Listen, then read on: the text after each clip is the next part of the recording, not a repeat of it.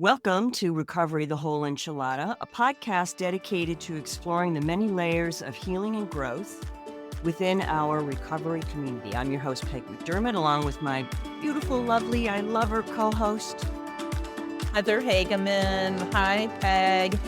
and together we share conversations that honor the complete recovery experience. And today's conversation is about experiencing death in sobriety. And we both have experience with that, and I think it's a very timely subject right now for us to just share with one another and share with you. Yes. So when we talk about this, the first thought for me is I've seen a lot of people die because they relapsed. But I've also seen natural course of events where I've had my parents both die and I was sober. So it's just really taking a look at how do you take care of yourself when these things happen. My parents were old, they had dementia, and it was just course of life, right? But it's when these sudden deaths happen that can really trigger a lot of fear, and hopefully we return back to the grace and to the groundedness of and the reverence for life and the gratitude that we're alive, right? Because we're miracles, and by all counts, I shouldn't even be here. The way that I live my life, I could just name to you, and I actually did a list of all the car accidents I had under the influence. I could have died or killed somebody with all of that. I cannot. I'm embarrassed to even share how many I've had. Yeah, me too. Yes. And so this is one of the reasons I'm talking about this and wanted to talk about this with you today. And I'll just start off with this, and I want to hear what you have to say, Peg, is that I have a really good friend in recovery. What do we call them? No normies, whatever. Yep. And a great guy from college, best friends, really good friends with my husband. And he just retired. He'd been living in Europe all these years. And now he's back here in the area and had a condo. And we met him for dinner. And this is just before we went on our little trip to Ireland. And we were excited. He was excited. He was so happy to retire. We were talking about how he's been working out and personal trainer and all the good food he was eating. He was going to plant a garden and blah, blah, blah. And then, bam, he dies of a heart attack. Yeah. 2 months after retiring. And a lot of us go, yep, that, you wait your whole life to retire and bam, there it is. That was it's a sudden death shock that I felt. But I immediately reached out to people. I know you were one of them. And I immediately started to share, and I held space for my husband, who was totally devastated. My kids knew this guy, and we all rallied and trying to make sense of it. And the only thing I can ever make sense of, and this is my opinion, Heather's opinion, that there's no mistakes, there's always the learning, and that this is part of a divine plan that I don't understand. Will never understand these kind of things when people leave early, especially horrendous things with children and things like that. But I just turn it over and take a breath and just continue forward and just be of service to others that are hurting and grieving over this as well. So there will be a celebration of life coming up, and I'll be there, even though it's at a bar. It's okay. I can be anywhere if I'm grounded in my self-care. Yeah. And I take all my friends psychically with me, and I can be anywhere and be of service. Yes.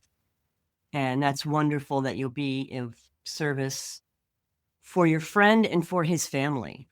And my experience of loss, it always did my heart good to see other people that knew my friend or a family member that passed, and I could see how much they loved them. I was like, it just really did help. Even though it hurt so much, it helped to know, wow, what an impact their life made. And you really see that when someone passes on and we gather to honor them, you really see the impact they made on you and the world. And I remember when I was a year into my sobriety, and had learned that my mother had passed. And we were close. She was up in New York and I was in Virginia, and it was a sudden passing, and I was devastated by it.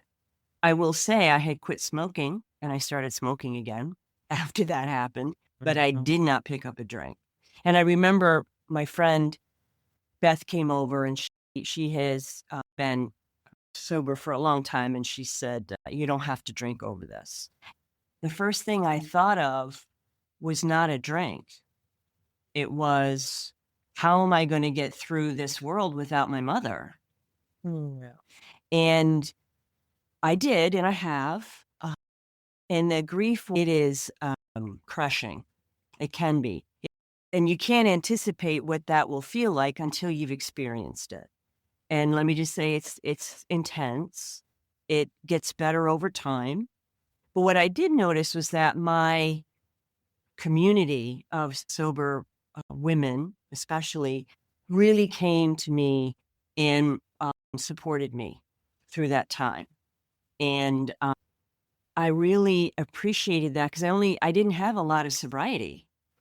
And I didn't feel like I wanted to drink, but I was in a really tough space. And those that had gone through it and those that had a little bit more time knew that, and just kept letting me know over and over again that I wasn't alone, that I didn't have to drink over this. And my higher power sent me the people and the situations that I need that would bring me some peace around it, around my mom and her soul deciding it was time to go. Because that's really what it comes down to. That's what I believe, is that she had done what she needed to do here and she was ready to go. So that was difficult, and I shared about it. I also joined a grief group, and the group was specifically around people that had lost a parent recently. So that really helped me a lot too. So I really sought out support and comfort and wise sobriety, because I knew that was what I instinctively needed. And I knew alcohol was not going to solve and take away my pain. If anything, it was going to add to it. And my brother at the time was still drinking, and he drank a lot through the process. I'm really glad I was sober, because I was able to pick the music and the readings and all of the things around the funeral in a sober, clear, loving, connected way. I wouldn't have been able to do that if I was still drinking, or if I had gone back to drinking. And that really wouldn't have honored her. It wouldn't have honored her. And I, for me. And so my brother wasn't at a place where he could stop yet. But it was a gift to have sobriety during that time. I was just thinking, as you were speaking about these sudden deaths are shock traumas to us, and it takes your breath away, and it's very dysregulating. It's very stressful on the body, and so going towards connection and support would be the first suggestion. That's the first thing, to reach out, get that support, get your breathing back by having others administer to you, allowing them to help you. In another kind of situation of death, and as a sober person, was both my parents. It was imminent, and the doctors called and said it was coming. You should get here. And I remember in both cases getting on the plane and just asking my higher power just to put in front of me the people that are going to help me through this. And I'm telling you, it was the best thing to ask for, because I think the person I sat next to in the plane had just lost their parent. Because every situation was like that. And even when we talked to the doctor and we found out that my dad wasn't swallowing, should we put a feeding tube in? He said, well, if it was my father, I wouldn't do that. But I'll tell you, one of the greatest things, though, in all that journey was I had a friend come over. This was now my mother, who was also on her way out. And my friend called me and said, I want to come over and I want to sit with you before you leave. And she sat with me and she asked me, did I have anything that I needed to finish? Was there any unfinished business with my mom? Because my mother had been one of my biggest teachers, right? She taught me how not to be, but God bless her. Mm-hmm. Thank you, Mom. She's quite a character. So did I have anything that I still needed to say, anything I needed to do? And there were a couple things that I really needed to do with my mother. And so I asked for help, higher power help, so that I could, when I showed up to her and was at her bedside, I could finish whatever the work that we had to do, the soul work that we had to do together. And it was so powerful. And I'm so grateful for that friend that came over and asked me that question, because sometimes we need to ask those questions, especially if it's not a sudden death, right? What do we need? Is there anything that we need to say? Is there anything that's left unsaid? Do we need to even say anything? Is it just being present? What is it? And I'll tell you one thing, with both my parents, I did have conversations with them. They were in comas at this point, but I had a feeling when they tell you that they can hear you, and I'll never know at this point, but maybe I will one day. But I was able to say things to them and share things with them that were on my heart. And so there was that ending for me that brought me peace and closure. And healing. And healing. Yeah. So much healing. Wow. Yeah. I remember that for when both of your parents passed, and how we circled the wagons around you to let you know you weren't alone. And you handled it with such grace and such sobriety. And I've noticed I need to see that as another sober woman, how others are handling really difficult life situations sober. It's a really important journey and lesson. And it's we see it around us all the time when we're in this community, the miracles that we all are. And I think we were talking about some of the statistics. What did you just share with me before we got on? It was like 1 in 5 will stay in recovery, or 4 out of 5 will go back out in their first year. Was that 1 in 5? Yeah. Will go back out. 1 person will be sober and 4 people will go out, just like you said. Yeah. And the data also says that overall relapse rate is 40 to 60%. Relapse within the first 90 days is 65 to 70%. And relapse within the first year is more than 85%. Okay. So, but it doesn't mean doesn't mean that you're out and you're done. Sometimes people need to relapse or need to do more research. We know that. But we also know how serious this disease is, and that one relapse can kill you. Mm-hmm. And that's where the pain is tremendous, being on this journey, watching people die from their own hand Mm-hmm. because they relapse and they make a decision in a different state of mind. Yes. To end their lives. And I think that there is the most profound, it's profoundly sad. It's just horrific. And what really grabs me now is when people have a lot of time, they've got double-digit time, and then you hear that they took their life. Mm-hmm. It's so hard to even swallow, Mm-hmm. like to even process that. And the only thing I can do with that is that I can only know that higher power is involved in some of this, that the pain was so tremendous. We just don't know. But here's the thing too, Peg, that I think is really important, that I'm going to pop this out. We don't know what's going on in people's minds. We don't know how long that person had the SI, the suicidal ideology, for how long it's been going on. We do not know. They may show up at every meeting. They may smile. They may, mentor a lot of people. We just don't know what's going on. But all I do know is, if given an opportunity and somebody reaches out to me, I am going to try to reach out with my hand to help. Because I remember I had somebody come to me a couple years ago and just tell me that they thought they might have a drinking problem. It wasn't like, oh, let's meet for coffee and talk about it. I was like, that's me. No. It's life or death. Yeah. It's life or death. It's a progressive disease. Left untreated, it will kill you. Right. It gets worse over time. Yep. And those that have had time, if they were to pick up, it would have been like they had drank the entire time they were sober, because it's progressive. It doesn't go away. It goes into remission. And our medicine is each other and a higher power, if we choose it. And that higher power can be anything you choose it to be, as long as it's not you. right? And Right. that did help me, and it's helped a lot of others through this very raw loss. And, it's so final and death. And for this realm, they've moved on to another realm, whatever that might be, but they're no longer here. And trying to fill that void by external things is hard. It's difficult to do that because meaning overworking or over exercising or overeating or whatever it is that we need to do to self-soothe. I found that I needed to get the wisdom of my tribe. I needed to absorb that. And I needed to go to my meetings and I needed to share. And if I cried, I cried. I didn't try and hide it.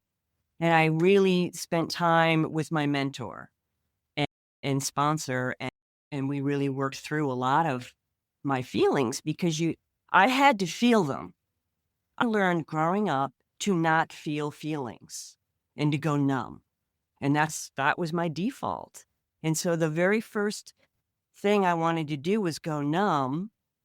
And let me say that there's numb to get through the day when you've experienced a loss, and there's numb when you just don't want to deal with it. And the numb to get through the day is God's anesthesia because we need it. We need to be able to function, but we return back to how am I feeling and where am I feeling it and what do I need to do to take care of myself right now? Because there isn't a timeline. And it's not a linear straight process. It's just grief is a process and it's very personal and it's very subjective. And those that love you don't want to see you in pain. And those that mean well may say, well, she's in a better place and, you'll get over it in time and blah, blah, blah. And I'm like, yeah, but that's not helping me right now because they were uncomfortable seeing me in pain. Some of my family members and friends that were not sober. They were earth people. They were normies. And I'm so grateful for having a place to go to talk to others that have been through this that aren't numbing themselves to get through it. And I had to feel the feelings. About 2013, I heard that my brother had passed suddenly of a heart attack, and he's younger than me. I think he was 52 at the time. And it was this disease that took him out. He wasn't drinking, but he was very angry. And I think I might have shared this in past podcasts with you all. He was just angry because he didn't have a way to process the feelings and process all the stuff that we went through growing up. He didn't have any way to share that with someone who understood it. And he just stuffed it and it killed him. And that sudden loss was, again, another shock to my system in sobriety. And again, my tribe came and supported me and helped me to get through it and brought food. And those that have gone through this, they come and they sit with you. And they don't necessarily need to say anything. They're just sitting with you and letting you feel what you need to feel and holding you or sharing their own experience, if that makes sense at the time. And I remember being around folks that had lost a family member and feeling very safe and comforted by that because they really did understand what it was like. It's the same thing going into a meeting and talking about our disease and other people in the meetings shaking and nodding and because they get it. And there's a safety in that. And are we so blessed and lucky to have a place to go today, to have people that are very aware and rare in this world that will sit but not try and fix. Totally. I'm thinking about what you said about how there are so many people out there that don't have that, and they can't process a lot of the anger and the hurts that they've had in their life. So they use this strategy of addiction or just ways not to feel. And I was thinking back to It's very interesting. When I was in grad school for psychotherapy to become a therapist, um, we were doing these simulated group experiences to understand group therapy. And I shared that, and I had not talked about this in 10 years. So I shared in that group, little just call, it wasn't a regular therapy group. We were just doing a simulation. I shared that my boyfriend, when I went off to Hawaii, killed himself. And I had put that into a box and had put that on a shelf, and that thing was buried. And when I shared that, I was so flooded by that, realizing I had never talked about it, that I had carried it around, believing that somehow this was my fault, that I contributed to his downfall. And so I'm sharing this with all of you because if you have things like that's the skeleton in the closet that we need to do an inventory on. That's the stuff that needs to come to the light and talk about, because that I had no idea had caused so much harm to me. And carrying the responsibility of that man's death in my heart for so long. So it's just so important that no matter what, professional care is what I needed. And that's where I went, because I realized I needed to process that. Sometimes we need more than just the friends and and all that. We need to go deeper and dive into that and really get clear, because that was so painful. And then the interesting thing that I'm so grateful that I did that, because my daughter's boyfriend overdosed. And so it's interesting how it kind of carried on. And then this time I knew what to do with her because I had already gone through it. So everything we do on ourselves, we're able to, and we process and we get clear, we're able to be a better service to those that go through these situations. Wow.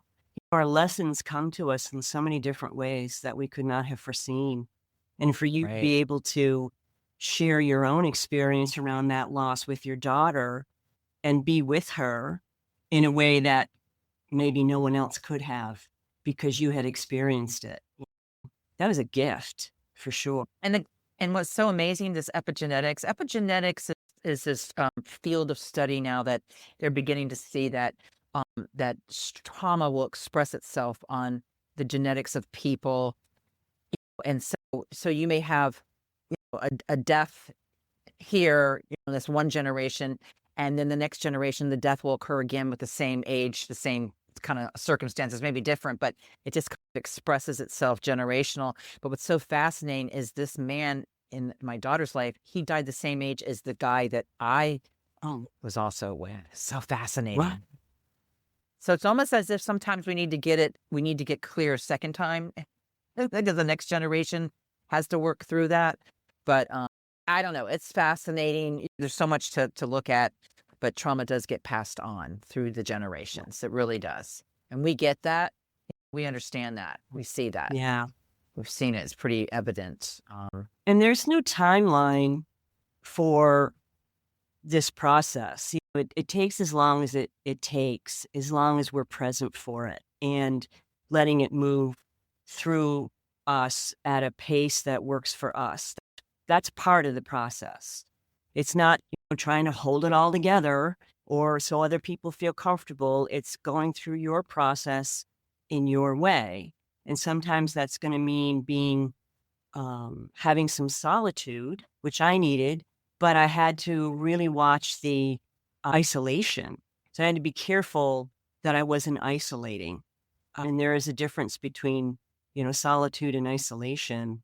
And our disease wants us alone. And if it's in isolation, that's not going to be healthy for me, but was healthy for me is solitude and prayer and really allowing myself to cry or whatever I needed to do to just process and letting it really talking through milestones like first birthdays and holidays and just milestones without that person in our lives. And it's almost like preparing to go where there's going to be alcohol, right? You have a plan. And so if our birthday's coming up, and my mother's birthday was just yesterday, and for me Aw. is I plant something in her honor on Mother's Day and on her birthday, because she loved flowers, right? And it's something that will Aw. and bloom. And for me, that is just so representative of our spirit and our life and our love for that person.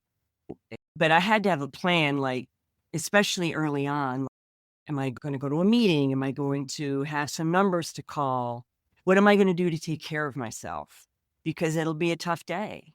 And that means being vulnerable with safe people. And that's what helped me to get through it. And it just takes time. And I needed outside help too. I went to a grief group. I did go to therapy. I was in therapy at the time. And my therapist was enormously helpful and helping me to get some perspective on because I lost all perspective. Life just slowed down to a crawl when I heard that. It's like time just stops. And you realize, God,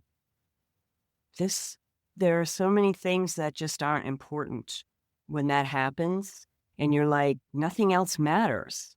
And I was at a point where acceptance, the whole going through the Kubler-Ross, was it 7 stages of grief? Really, it's true. Is it 7 or 5? I can't remember, Heather, if it's 7 or 5 stages of grief. But the acceptance one took time for me.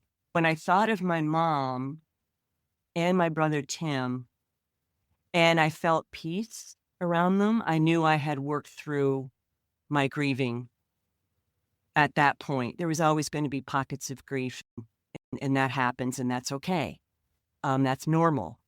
When you lose someone that, there's no one or nothing that'll fill that place in your heart where that person left that space, except love, the love that you had for them.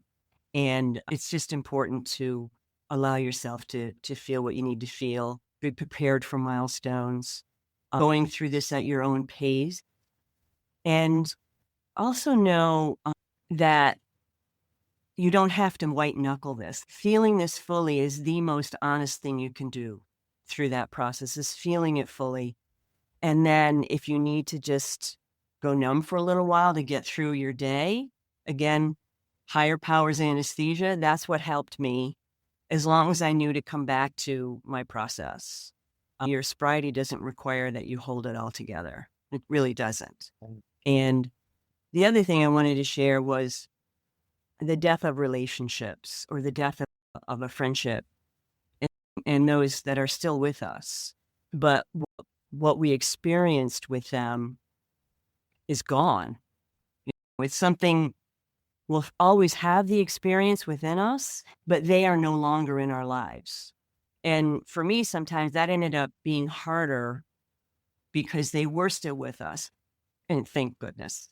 And that was also a grieving process, when allowing myself to talk about the end of a relationship or the end of a friendship, and not have to pick up a drink to numb myself and try and process feelings that were very difficult to process. But we needed to process them because you know what? They come and they pass through us. But if we resist them, they get much bigger and much more painful.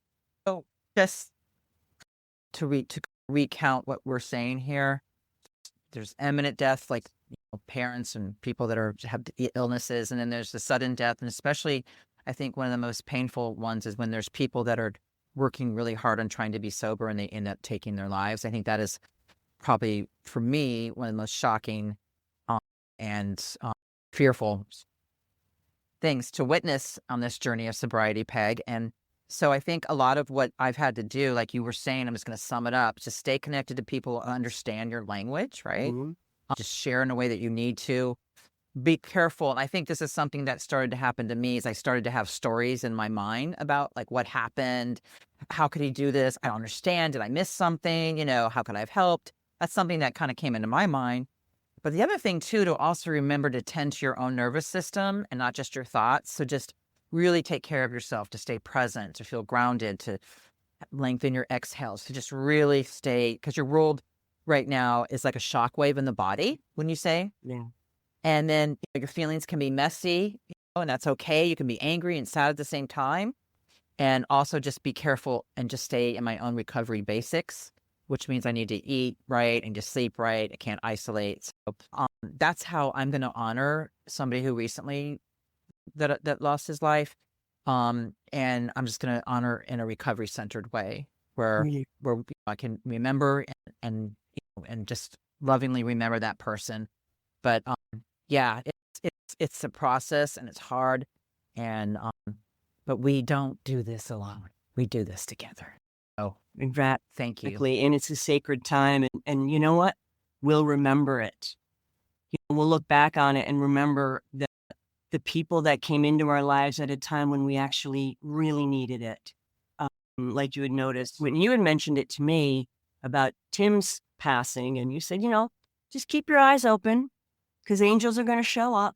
They're going to help you. And you know what? They did. And I actually recorded everything that happened during that time. And I think I shared it with you. And I said, the people did show up and situations did sort of manifest that comforted me and helped me through that process. And we just want to remind you that if you're going through any kind of a loss that we've shared today, know that you don't have to white knuckle it. You don't have to do it alone. You have your tribe, you have a community, you have us. And we want to thank you for joining us on this episode of Recovery, the Whole Enchilada. And if you connected with us today in today's episode, please share it and like it and subscribe wherever you listen to podcasts. Your feedback helps Heather and I to shape future conversations. We do love you. And remember that your recovery story, with all its flavors and its textures and its complexities, matters deeply. And until next time, stay strong and keep growing.